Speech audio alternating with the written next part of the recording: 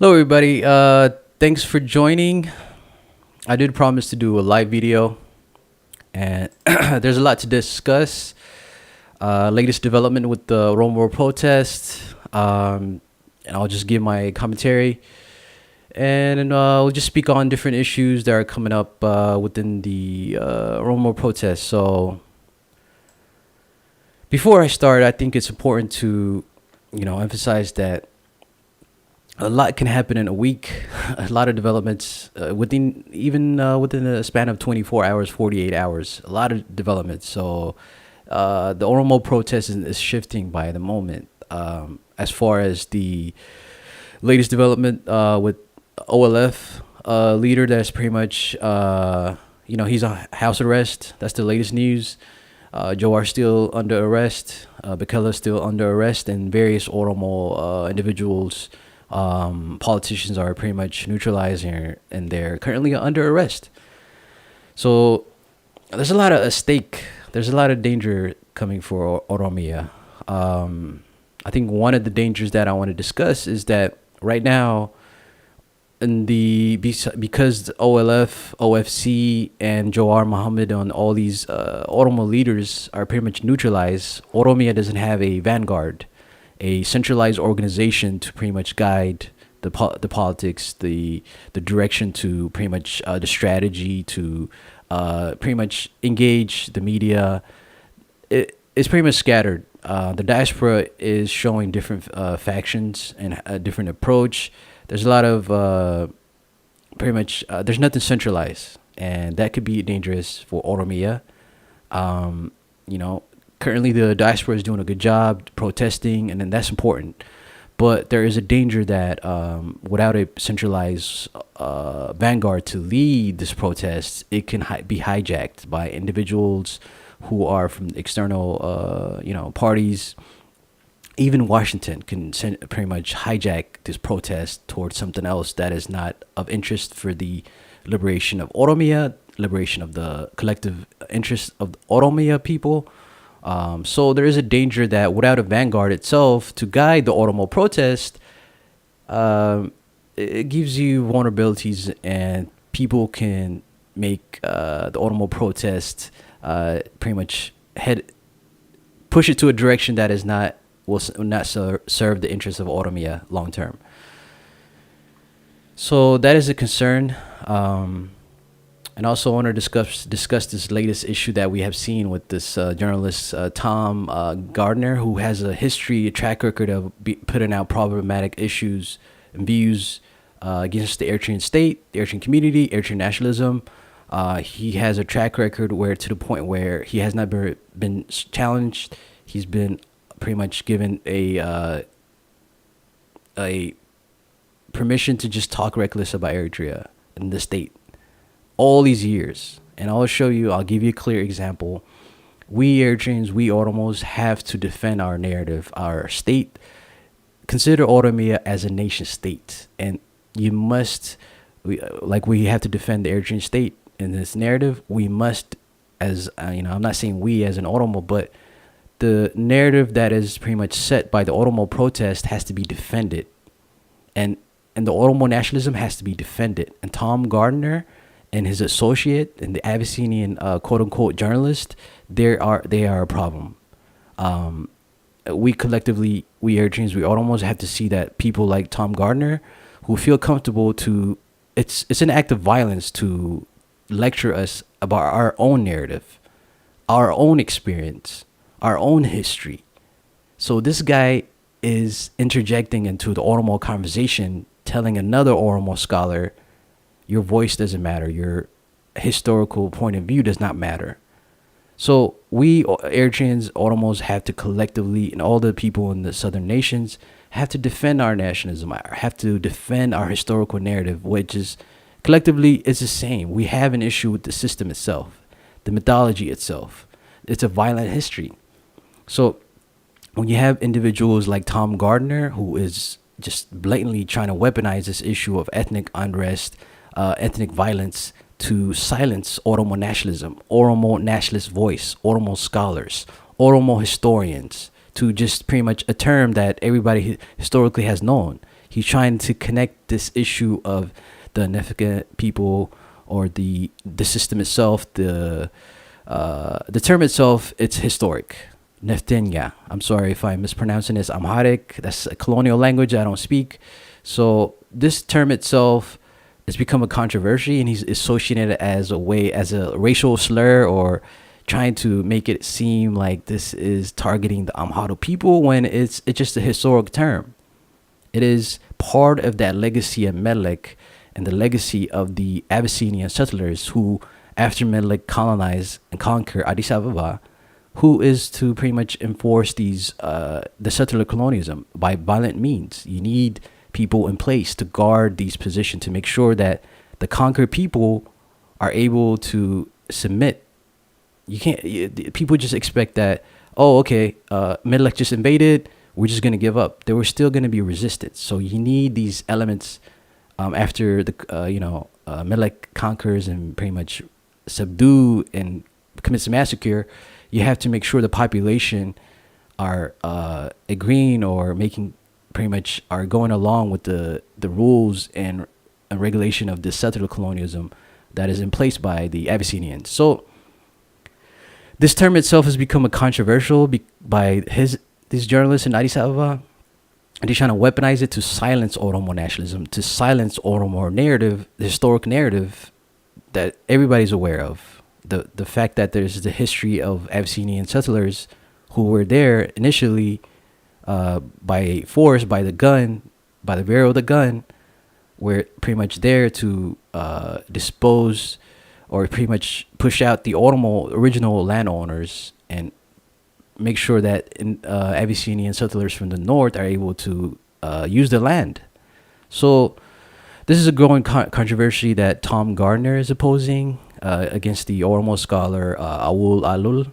I'm sorry if I mispronounced it. But yeah, I think this is one of the controversial issues that we need to discuss as well. So let's see here. After I highlight these issues, I will pretty much go through the timeline and further talk about different issues that I've seen throughout the whole week. All right, let me just show you share my screen. Okay, this is the tweet that everybody's aware. This is my take. A Western hotel journalist who is Tom Gardner and these other establishment trying to lecture an Oromo scholar who has a lived experience about what his people have gone through, and what does that term mean. The term itself, Neftgenge, I'm mispronouncing it. I can't speak the Amharic colonial language. I'm not Ethiopian. I don't really reflect to this language. It is not my responsibility to pronounce it correctly. Neftgenge, I'm not gonna apologize. Yeah, but this term itself is historic. It is not anti-Amharu. It is associated with the original Abyssinian, the arm handler, the people who, when the settler state Addis Ababa was pretty much set up, the post, even in the southern nation. How are you gonna pretty much control the land? You need arm. You need people willing to pretty much guard, make sure that the indigenous population is able to accept this rule set by Melik, the Abyssinians, and the fact that if you had more Abyssinian come in to use the land, they pretty much agree to it. So how do you do it? You have these elements. People from the north come into these indigenous areas, such as Addis Ababa. So this is historic, and this is ugly truth. This is the ugly truth that to this day there are people who are of that history. They take pride in it. They take pride in being of the original people who were the gun holders. There's no pride in that. You came as looters. You came as pillagers. You came as pretty much wiping out indigenous population. There's no pride in it. Your legacy is blood. Your legacy is genocide. There's no, we should not be apologizing to nobody for publicly stating that your history, you came in, you pretty much wiped out the Oromo population and the southern population. There's no pride in this. So Tom Gardner, The fact that you're trying to associate this into some Hotel Rwanda ethnic unrest, ethnic conflict in order to demoralize Oromo nationalism, to demonize Oromo nationalism must be rejected. All Oromos should be pretty much outraged by this. This guy is anti-Oromo protest, anti-Oromo native narrative. This is violent on its own. This is something that all Oromos should not take lightly. This guy will cause a problem because he has a huge, microphone, which is the Economist and the Guardian. He's able to shape the global view of the Oromo protest. So for him to publicly have this issue with an Oromo scholar about a term that is historic is problematic. What's next? Saying that Ethiopia was built on genocide, bloodshed of the indigenous population is somehow equated to you're saying you're anti-Amharo? No. We have to push back on this. This guy is violent. This is a violent tendency that no, we cannot, we must push back on this. It impacts Eritrea as well. I'll show you how, but this guy is problematic in the Horn of Africa, and how he shapes narrative is very troubling. So for him to equate it as ethnic dog whistle, what's next? Saying that the original settlers that settled in Addis Ababa committed genocide? Is that ethnic dog whistle? That is not ethnic dog whistle. That is a matter of history. Again, the issue of the Oromo protest and nations and nationality, it is nothing against the Amharo people. The poor Amharo people have nothing to do with this. Their culture, their lovely culture, their beautiful culture has nothing to do with this. They're great people. The problem is the Abyssinian class, the political class, from Menelik to now, to Abiy. That's always been the situation. Who speaks on the behalf of the poor royal farmers? The top intellectual, the Abyssinian intellectual in Addis Ababa. So he's associating issue of critical history, pretty much examining the roles of the Abyssinian political class as a way to say this is ethnic dog whistle. This is dangerous. We have to push back on this because he can weaponize this later on to demonize Oromo nationalism and Oromia and its right to be sovereignty, its right to be its own nation state within the Ethiopian settler state. Okay? I'm serious. This guy is dangerous. And Oromos have to be cautious in how you just let this go. No, this is very dangerous. He is very pretty much bullying this individual, a noted Oromo scholar, from speaking about a term that he's well known, he's well versed in. It is not an ethnic anti-Amharo dog whistle that he's trying to frame it. That's another thing. Okay, these type of people like Tom Gardner, they're part of that Addis Ababa bubble. Okay, anybody who is, even if you're white, if you're black, you go to Addis Ababa, right? So Addis Ababa, it's a bubble of the Abyssinian settler class, the original people who came as invaders, as somebody that is not part of this land, that is indigenous. They're not indigenous to this land. They are from the north. So you have people who are from NGOs, UN agencies, African Union, various international business people come into Addis Ababa. Who are the gatekeepers to speak on the behalf of Ethiopia? Who present these mythology, this idea? What is Ethiopia? It is the Abyssinian urban class. So he is pretty much taking their side and antagonizing an Oromo nationalist or an Oromo individual or scholar. So this is pretty much, he is defending the Abyssinian settler urban intellectual or liberal class in Addis Ababa, and how they view history and how they view Oromia and how they view Oromo nationalists, how they view the scholars' views and historical take. This is it. This is an issue of you're not really speaking pretty much from journalistic. You're looking at it from a biased view. You're pretty much being biased to a certain class in Addis Ababa and their privilege for a century, their narrative, their mythology, their view of the world. So when you speak like this, you're sounding exactly like the Abyssinian settler class in Addis Ababa. Their violent history, they're pretty much whitewashing their historic role of wiping out indigenous people and killing them and stealing their land. We should not apologize for this. It is similar for outsiders who listen in. What he's doing is just look at this. You know, the original European colonizers that came to North America and pretty much pushed out into indigenous land, wiping them out, killing them. just committing horrible crimes against the indigenous population as they pretty much acquire their land. Imagine if you had those original people take pride in that. There was a term to describe it. You can call them settler colonial people, violent European colonizers. You can call them whatever, but that's the truth. These guys were European colonizers. They came from Europe and they colonized the indigenous population. They committed genocide. This is a historical fact. So, is this some type of ethnic dog whistle for pointing out that European people who are majority white came to North America and committed genocide, and they pretty much set up these colonial cities, colonial states.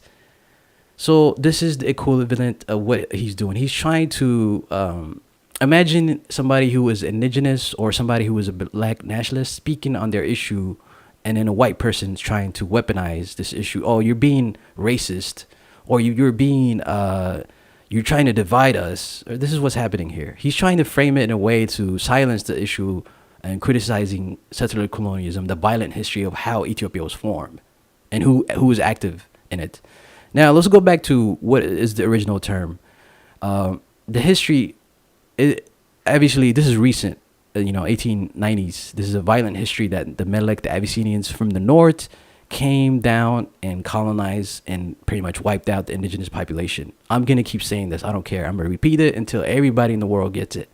The Melik, the people in Abyssinia from the north, committed genocide. I'll say this 1,000 times. That's the historic reality. I will not apologize. I will not be silenced by saying this. This guy is a problem.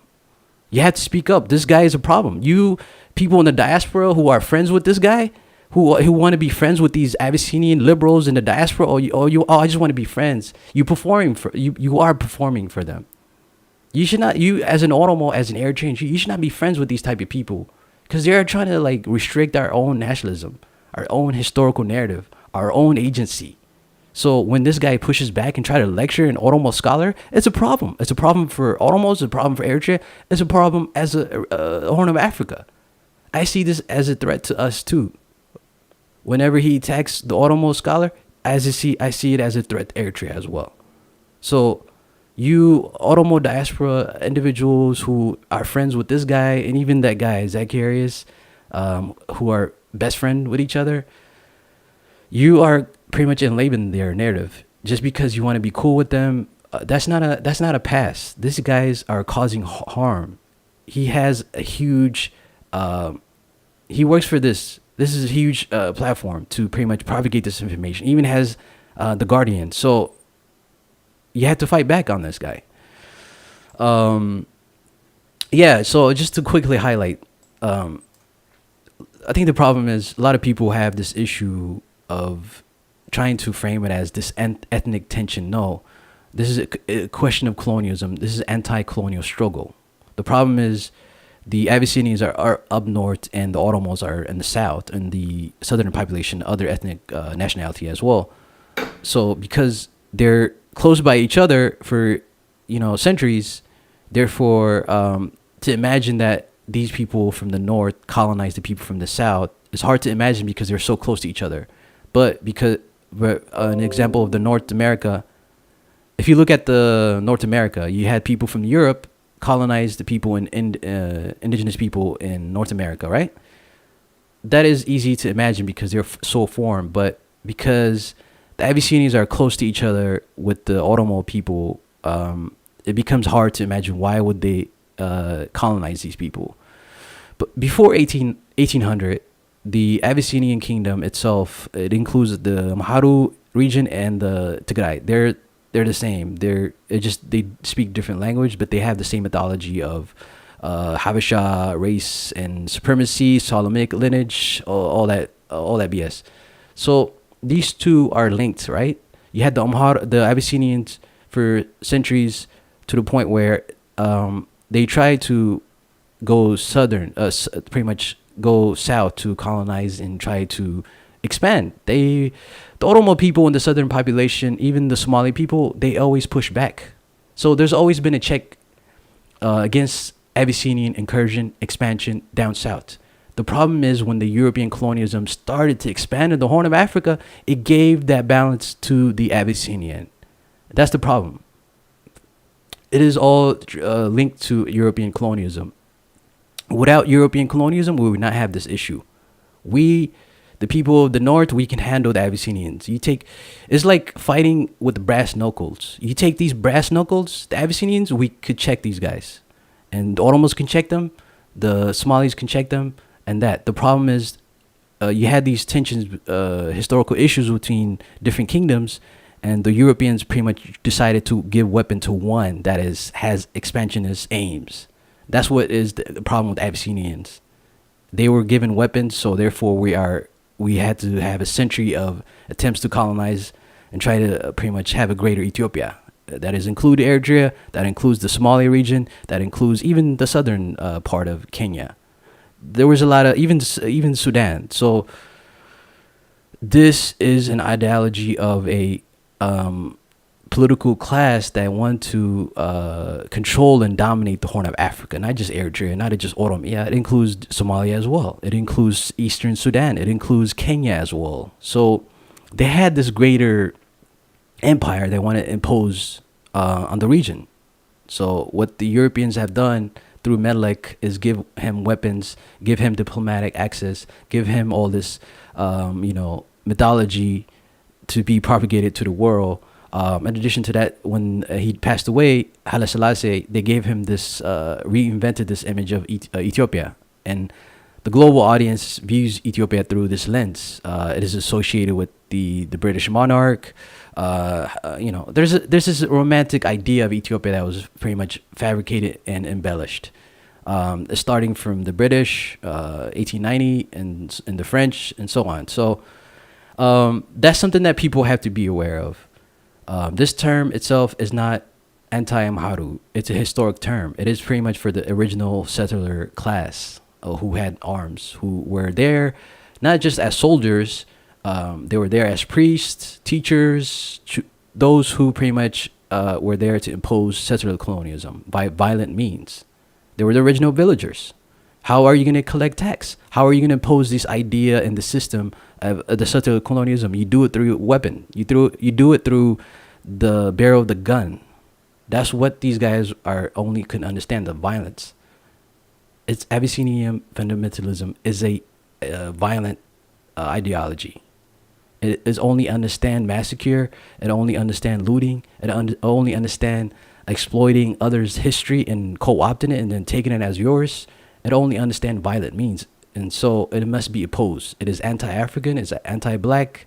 It is pretty much working for imperialism.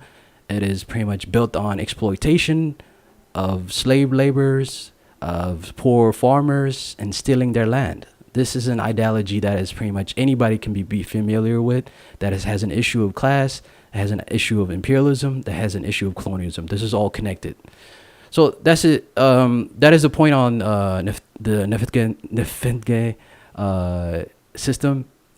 Again, I'm going to butcher this Amharic term. This is a colonial language. I don't understand it. I don't even speak it. I don't even like talking about it.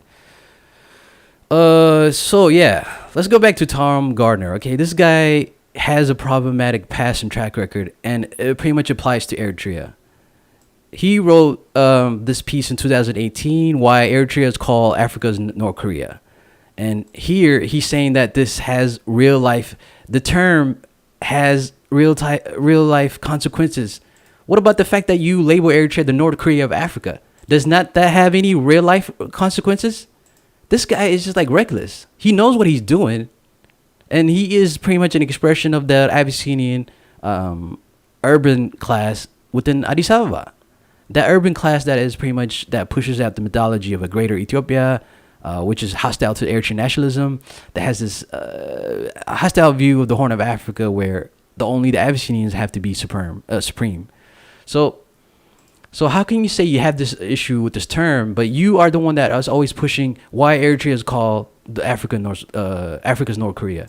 First of all, this is something that has been propagated for years, and his program has brainwashed a lot of people.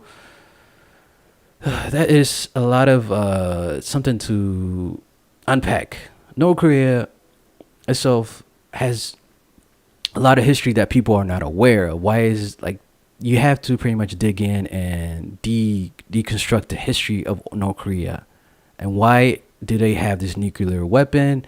Why are they so defensive? Because they had a huge atomic bomb dropped on them. Half of their population was wiped out by Washington. So North Korea itself is not the enemy. It's not the issue. Even to be called Eritrea's North Korea, I mean Africa's North Korea, is no problem. It's just the way it's framing. Why is this? Why is this a problem? Why Tom Gardner has pushed this out from Addis Ababa? Because in the liberal eyes, in this, the economist, pretty much the economist, anybody who is well read, who understand that the position of the economist is pretty much pushing out conservative, neoliberal, pretty much an established, the people who want to push out the IMF, World Bank type of prescription for the third world, very hostile to the third world states, right? So everybody's aware of that. So for this audience, if the economist is really talking positive about any state, it's a problem. So obviously, the economist is not going to be very friendly toward the Eritrean state. It is calling it the or North or Africa. It is very. This is. Isaias Afwerki is a problem. Yes, PFJ is a problem, but this is not a green light for you to pretty much go recklessly open your mouth about Eritrea to this level. This is reckless. If you speak badly about the term that Oromos are using, you cannot use this against Eritrea. You purposely are trying to demonize the Eritrean state, and that's a problem. So how can you be saying that you have an issue with this term? Has this term itself has real life consequences, and you yourself have used these framing of calling Eritrea the Africa's North Korea? You're a hypocrite. You purposely are doing this. You're not talking from the impartial, neutral journalist trying to get the truth out. No, you are propagating State Department angle here, and also the Abyssinian ruling class, not ruling class, but the Abyssinian settler class in Addis Ababa. So I would almost have to say no, push back. This guy's a problem, and it's a problem too. And his connection, his association. Like I mentioned, he is friends with Zacharias. Okay, these two elements. And I keep saying the Oromo diaspora, these people who are presented on Al Jazeera, even the Turkish media, the last 3 weeks, the two individual women who pretty much I respect them as personally. There's no issue with them. It's just they're friends with him. These two elements they're friends with him. These two are able to propagate this ethnic unrest, ethnic conflict narrative that is covert. I mean, that's pretty much covert. That you're not able to. If you're just reading the article, you're thinking that he's presenting both sides. No, they really are manufacturing consent for the state and the establishment, the empire, by trying to frame this issue of Oromo protest. There's violence. There's property burning. No, this is not the issue. The Oromia is under attack. That's the bigger issue. The Oromia is under attack. Oromo politicians and their leaders are under attack. Their artist is dead. How is this an issue of ethnic conflict? Oromia is literally under attack right now. So these two are enemy of this Oromo protest. I don't care. I'm not going to apologize. Long term, these people are not your friends. The Oromo diaspora who are liberal, who try to be friends with these people, they're going to cause you trouble. At the end of the day, these not your friends. If you, as somebody who supports Oromia, I can only tell you, warn you, give you consequences. I cannot dictate who your friends are or not. But if you want to listen to me, you can. These two individuals have hostility toward the Eritrean state.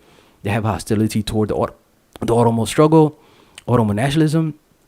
So be careful, and you have to push back. Not the pretty much the loud-mouthed Abyssinians in the diaspora who are extreme. Those are, you have to appreciate them because they're publicly saying these words.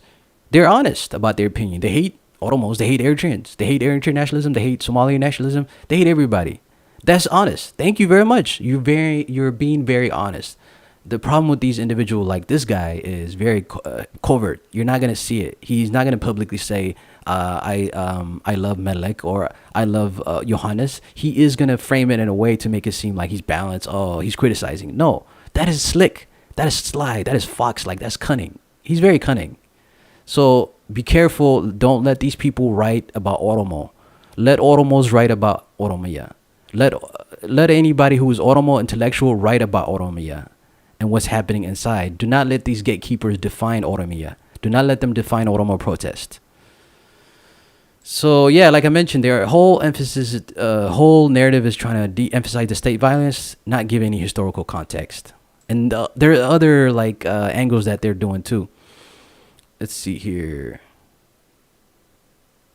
Another thing is, if you go look at the people who pretty much are agreeing with him are majority Abyssinian. Look, all these people are Abyssinian. Look at this. What does that tell you? What does that tell you? These guys are violent. They're violent. They're all like agreeing with somebody who is white, ridiculing, trying to lecture an Oromo intellectual, an Oromo scholar.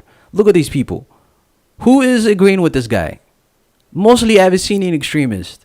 All of them. Look at the imperial flag. What does that tell you? They agree with him. They agree with that other guy too, Zacharias and his friend. So what are you guys talking about? Like, you're making an excuse for Tom Gardner, even that guy Zacharias. They're not your friends. They're not the friends of nations and nationalities. They are pro-empire. They are pro-establishment, pro-Abyssinian urban class. They want to give that worldview from that point of view. Not the Oromo outside of Addis Ababa, not the Sedamite outside of Addis Ababa, not the Somali outside of Addis Ababa. No, it's all about that kitfo eating the urban class in Addis Ababa. Not the Amharu, but the political class who are pretty much enriched by the settler colonialism for generation. It is not anti-Amharu to point this out. You are a settler. You are a settler people. You originally are not from there. It is not your land. It is not violent to say this. No Oromo should not be apologizing this. It is not violent.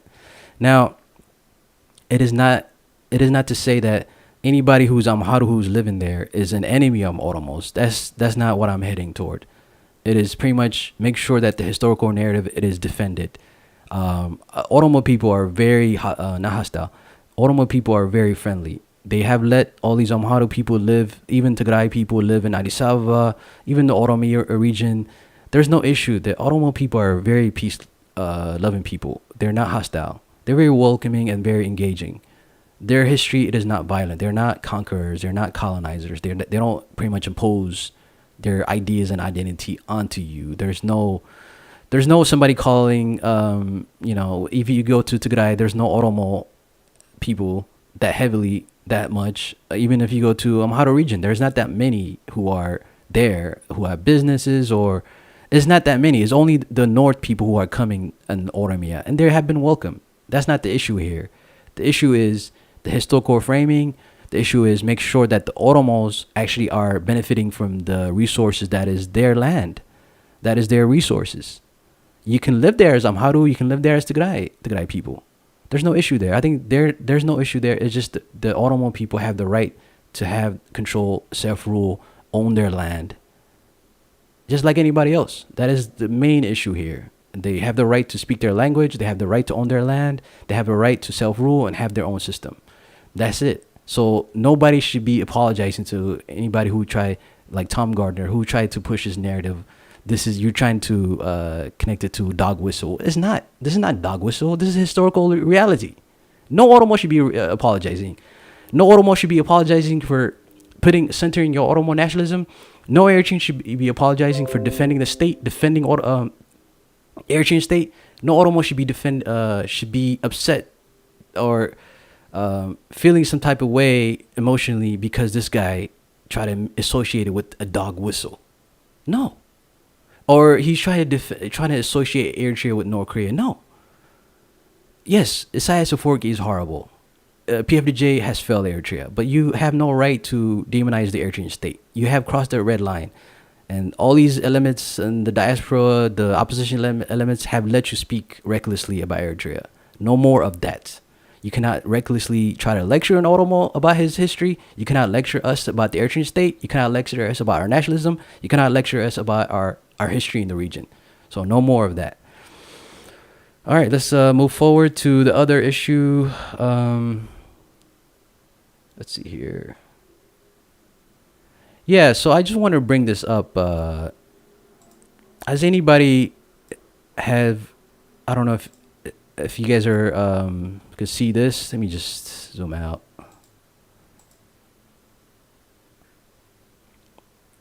Just a second. So in 2016, there was this convention that Oromo leadership convention that was held in 2016 in Atlanta, which is really historic. And this is something that earlier I mentioned that the danger of not having a vanguard movement to lead the Oromo struggle right now. Jawar is neutralized, Bekele is neutralized, OLF is neutralized. The only thing that's active is OLA, but there is no political organization or mass organization to centralize everything into one goal, an objective. Everything is scattered right now. The diaspora is scattered. So what I noticed is I observed that the diaspora, it has two factions. One wants to focus on just key issue of human rights violation of just releasing prisoners, which is fine. That's fine. But that's just only one key issue. It's just single issue. And then there's others who are focused on decolonization, the importance of sovereignty, the importance of land, the importance of historical grievances. There's no way to combine both. It's just, both have to be combined. There has to be multi-strategy for the diaspora. And in addition to that, there are elements who want to support the self-defense of Oromia internally, which is right. Oromia is under attack. This is a fact. So Oromia has a right to self-defense, just like Tigray has weapons. Amhara region, they have weapons. So let's normalize this idea that other regions have the ability to defend themselves internally, and the Oromia region should have the right to have self-defense. I am not gonna apologize for that. That's the reality. The state is heavily trying to target Oromia because it's weak. It's not able to defend itself. The Tigray has its weapons. Amhara region has its own weapons, but the Oromia region, because it is doesn't have a vanguard movement to pretty much centralize self-defense, pretty much internal self-defense, it's vulnerable. And another thing is, without a vanguard, an Oromo vanguard to lead this, you have external actors and forces like TPLF. As anybody's aware, I have no issue with Oromia and Tigray having this connection. That's fine. We Eritreans should have a connection with Tigray as well. There's no issue there. I cannot dictate or oppose the Oromo leadership from having connection with TPLF if it serves the self-interest of Oromia. I can only give you a warning. This is not going to work long term. This is going to backfire. There will be heavy price for this, for Oromia to sell itself to TPLF. There will be consequences. The TPLF has no interest in the liberation of Oromia. It only wants to return to power in Addis Ababa. This is the brutal truth. I cannot oppose this alliance. If you guys want to do this, that is your business. This is an internal business between Oromos to discuss and just figure this out. But at the end of the day, what works for the self-interest of Oromia, it is the interest of Oromia. I cannot oppose it. But looking at it as an outsider, I could say that the TPLF has no interest in the liberation, pretty much of Oromia, and making sure that Oromia has its, sovereignty. It does not have an interest. It is only interested in using the Oromo protest to pretty much regain momentum, to pressure Addis Ababa, the Abiy, and also to pretty much pressure the Amhara region and actually Isaias Afwerki as well. So it is not interested in the liberation of Oromia. It is interested in playing power struggle with Abiy, Isaias. That's it. It is not interested. The 28 years of track record has shown that TPLF has been violent, has stolen land from Oromos, has killed farmers, has killed students. That's a matter of fact. You can't, if you cannot scrub this out, you cannot try to erase these videos that show the history of TPLF in Oromia. I'm sorry, that's the reality. I cannot apologize.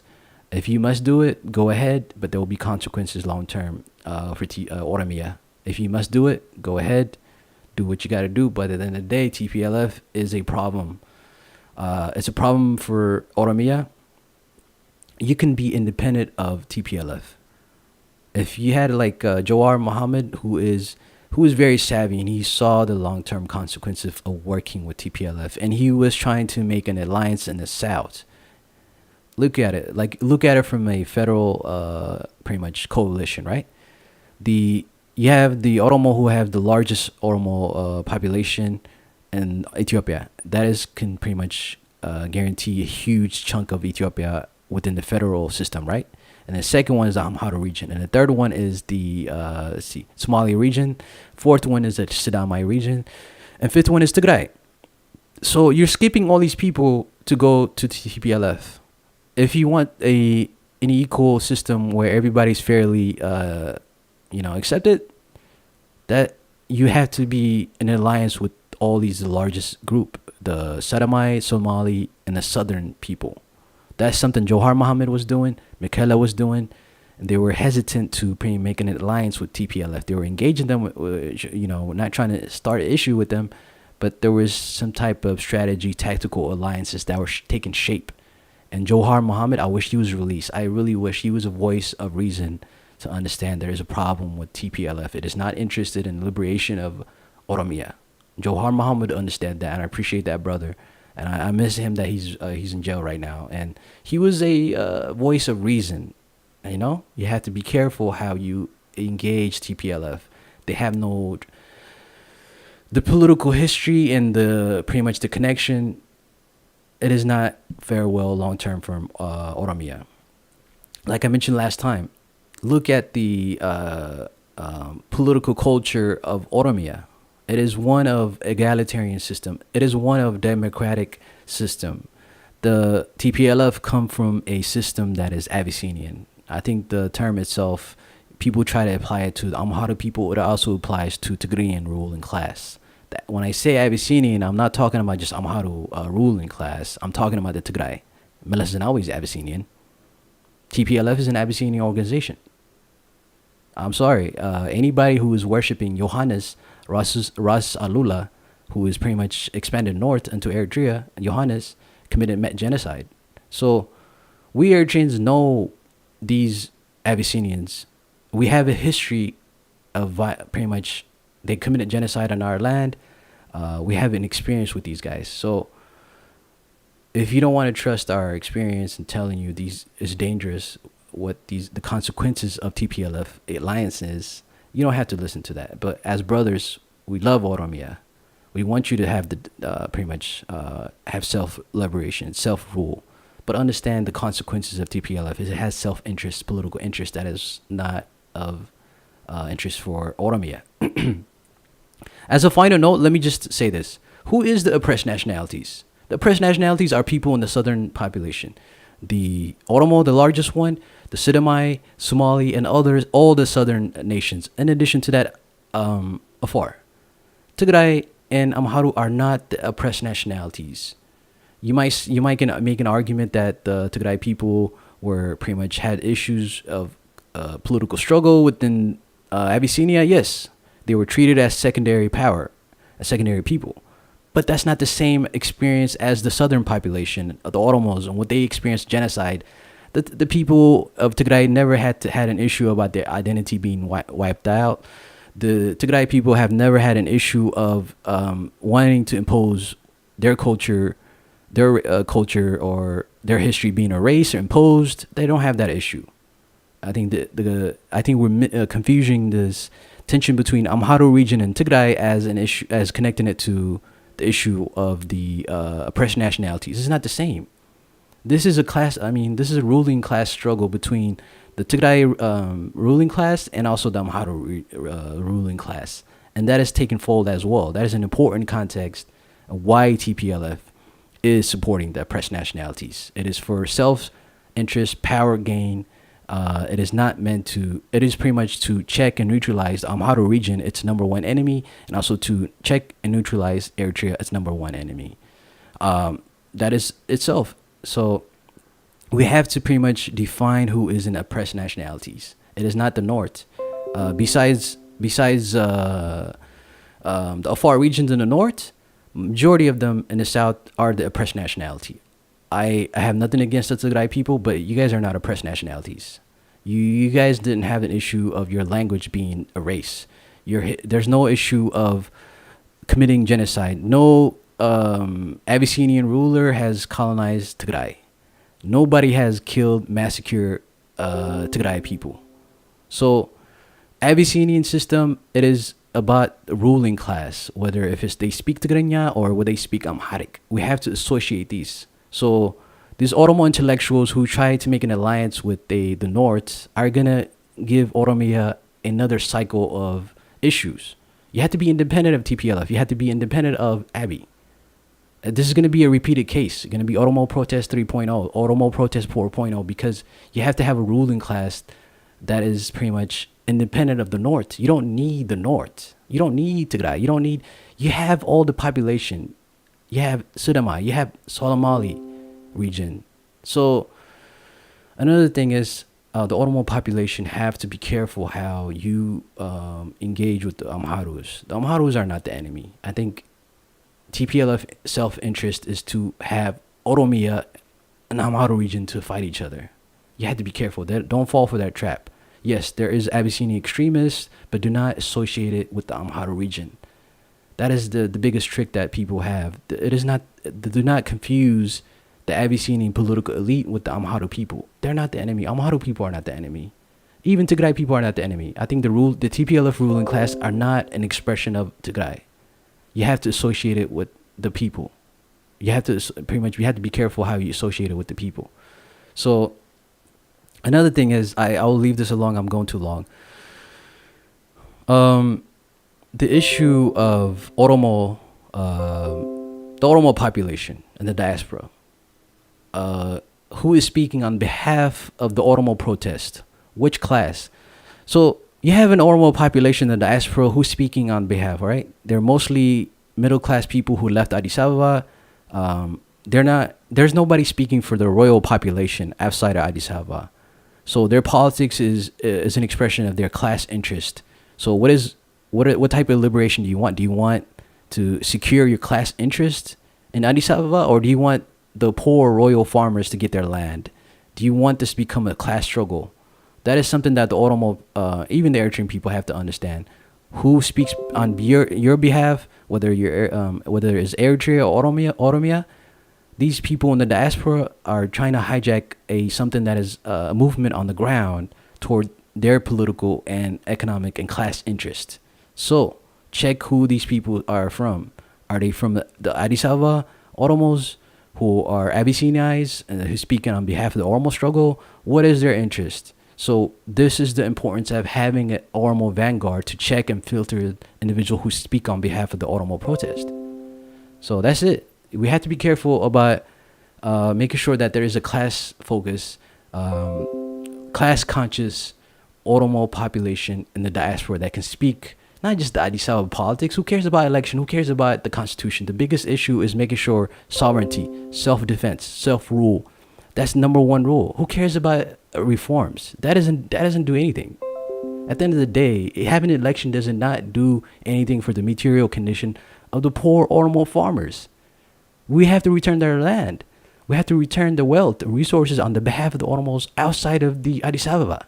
Oromia it's bigger than Addis Ababa. You have a diaspora population speaking on behalf of it, pretty much defanging it, the issue of land, the issue of sovereignty, the issue of class. Make sure you have the right people speaking on them, the class conscious, love their country, who are independent of TPLF, who are independent of Washington. You need a powerful vanguard movement who can speak and move these things and make sure that there's self-defense internally, make sure that they can maybe support OLA. That's it. Just be careful who speaks on behalf of Oromia. And then also, let's talk about the Oromo charter that was pretty much started. This is something I think Jawahar Muhammad and a couple of leaders, this is really great. This is something that we need, I think the Oromo community probably can talk about, but there needs to be a charter explaining what is the demand. If you have vague terms about, we just need to release these prisoners, that's not enough. That's just a single issue. That's liberalism. You have to mobilize people on a bigger issue, class liberation, Make sure that the land belongs to the people. Sovereignty, self-rule, not just elections, not just releasing two individuals, which is fine. That's important.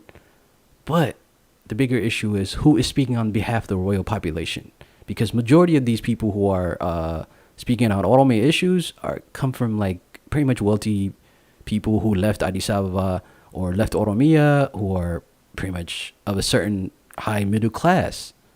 You're not hearing a voice from the Oromo population who are royal. You're not going to hear that. So how can anybody speak on behalf of Oromo if they're not connected to the people outside of Addis Ababa? Oromia is not Addis Ababa. I mean, Addis Ababa it belongs to Oromia, but what about the royal population? That is the biggest segment population that must be at the center of this. Okay, we cannot just focus on constitution reforms, shifts about elections and playing nice. Yes, human rights violation must be recorded. All this stuff about releasing prisoners, that's important. That's key issue. But the bigger issue is liberation of Oromia. Whether it's to stay within the federalism, whether it's to stay, whatever system that is. If he's trying to stay within Ethiopia, that's fine. I think that's a key strategy. But we have to make sure you have the right people. You have to make sure that you have Oromo vanguard to lead the struggle. And right now, because Johar Muhammad is neutralized, you got Bekele neutralized, you got the OLF neutralized, there's nobody. And then that's why you have TPLF center themselves, trying to influence, trying to antagonize the Oromo population toward being hostile to Amhara region. Does not benefit anybody. Keep your focus on this. This is not lecturing you anybody. This is the same for Eritreans too. The Eritrean people in the diaspora are pretty much confused right now, because originally they supported Oromo protest when TPLF was in power. Right now, because of PFDJ and Isaias Afwerki, they're very hesitant from supporting Oromo protests because they see this as an attack against the peace deal. That's not the problem here. You as an Eritreans, this is not an attack on the peace deal. Real life Oromo people are being killed by Abiy. We must defend the Oromo peace. I mean, the Eritrea and Ethiopia peace deal, that process in itself. But at the end of the day, you have to recognize Abiy is killing the Oromos. If you as an Eritrean cannot recognize that, then that's a problem. You are pretty much aligning yourself with the Abyssinians. That is the biggest threat, the Abyssinian system. Not TPLF is a threat. It's a minor threat. The biggest threat is the Abyssinian system. TPLF is gone. Abiy is gone, the system will be in place. The system will still continue to be not recognize the Eritrean independence, not be hostile to Eritrean nationalism, be hostile to Oromo nationalism. So you're not understanding how Abiy is pretty much hostile to Oromo nationalism. It is pretty much indirectly, it will be hostile to Eritrean nationalism in the future. So we must defend the state, the Eritrean state will also defend the peace between Addis Ababa and Asmara. But this has nothing to do with Isaias. This has nothing to do with Abiy. So the bigger threat is the Abyssinian system. And you must be consistent in being principled. If you supported the Oromo protest in 2014 to 2018, you must also support it now. Why are you hesitating? There's no issue for this. You as Eritrean people should be supporting Oromo protest. You are aligning yourself with these elements who don't recognize our independence, who don't recognize us as an existence, who don't recognize our independent history. Just because you have issue with TPLF should not stop you from having a principled stand. Stand with the Oromo people. Don't stand with Isaias. Isaias is just reckless. This guy has lost it. He is not a revolutionary. He has failed Eritrea. I don't gain nothing of it. I defend the Eritrean state. I defend the Eritrean revolution, but I will not defend Isaias Afwerki. PFDJ, it's over. Wadina. This idea this cover that Isaias has for 30 years, he's a former fighter, therefore you cannot have any criticism against him. No. He has failed Eritrea. This strategy that is pretty much set in place against TPLF and aligning yourself with elements who are nations and nationalities, anti-Oromo, it is not the right strategy. It is not a strategy for the Horn of Africa. I'll leave this on this. The current strategy that Abiy and Isaias have of trying to counter and neutralize TPLF has not worked. How does pretty much antagonizing Oromo population, and then pretty much giving an opening for TPLF to have access to the Oromo population and the diaspora. You're helping them. You gave them a lifeline. This strategy does not work. So another thing is, you could have pushed out a talks with Oromo leadership, reset it. You could have been a voice of reason to say, you know what, this is not needed. There needs to be a conversation between Amhara region and Oromia. That could have been a strategy. You could have calmed things down. There could have been a better strategy to calm, and the strategy against TPLF did not work. Because at the end of the day, you had an Oromo politician like Jawar Mohammed Bekele who were willing to have an alliance to engage with the Amhara people, the Amhara region. But you jailed him. Jawar Mohammed is a moderate. He's not a super nationalist. And you jailed the most moderate individual. Like, if you are jailing Jawar Mohammed, then he is the most reasonable person to negotiate with you. So it shows you that the violence of Abiy. At the end of the day, me opposing this violent tendency of Abiy does not mean I oppose the peace between Eritrea and Ethiopia. That's a separate situation. That is independent of Isaias Afwerki and Abiy. So Oromos, please support the peace deal. Do not let these elements try to antagonize Eritrea. Do not let this element antagonize Amhara region. We are your friends. The only issue that we all have a class, political class that is in Addis Ababa, the political class who are anti-Oromo, anti-Eritrea, anti pretty much nations and nationalities. This is a common struggle. So dear brothers and sisters from the Oromo community, please be careful and not letting these TPLF elements who are from Lula Solomon pretty much put out conspiracy theory that there's Eritrean involvement in the killing of Oromos, or trying to antagonize to make you hate Eritrea and Eritreans. Be careful. Be careful of letting these elements demonize Amhara region or Amhara people. Be tactical. Don't let your emotion and these people ride you up. Be calm, and at the end of the day, you'll have a right to self-defense. Defend yourself, but be smart in the way you do this. Be careful. I think the most important thing is not letting external forces trying to push Oromo protests toward their interest. I will support Oromia, whatever you have to do, your self-interest in alliance with TPLF, but I will have to give you this concern. Lastly, I just want to remind you guys the history of the Eritrean people. I think I'll leave this here. Just a second, guys.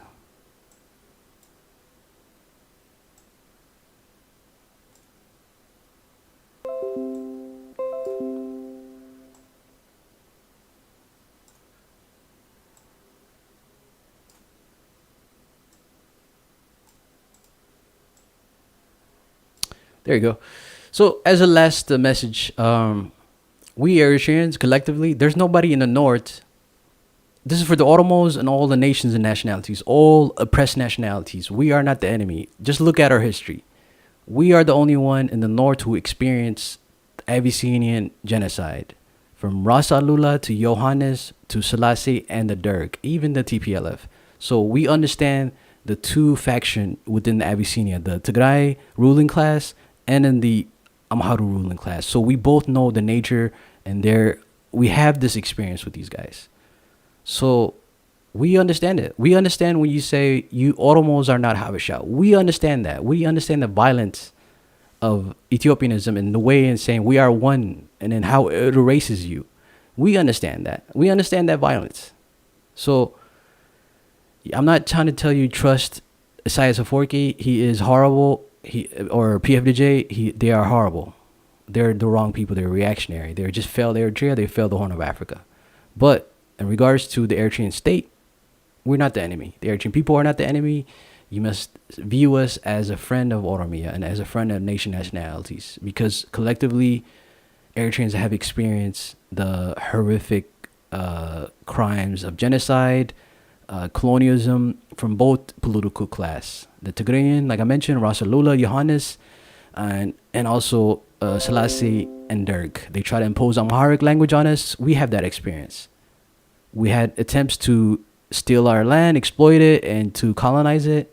We had that experience. There's no other people in the north, not the Amhara region, not in Tigray region. So this idea that TPLF is trying to center itself in the Oromo protest as a voice of nations and nationality, or as a gatekeeper of Oromo protest, is a problem.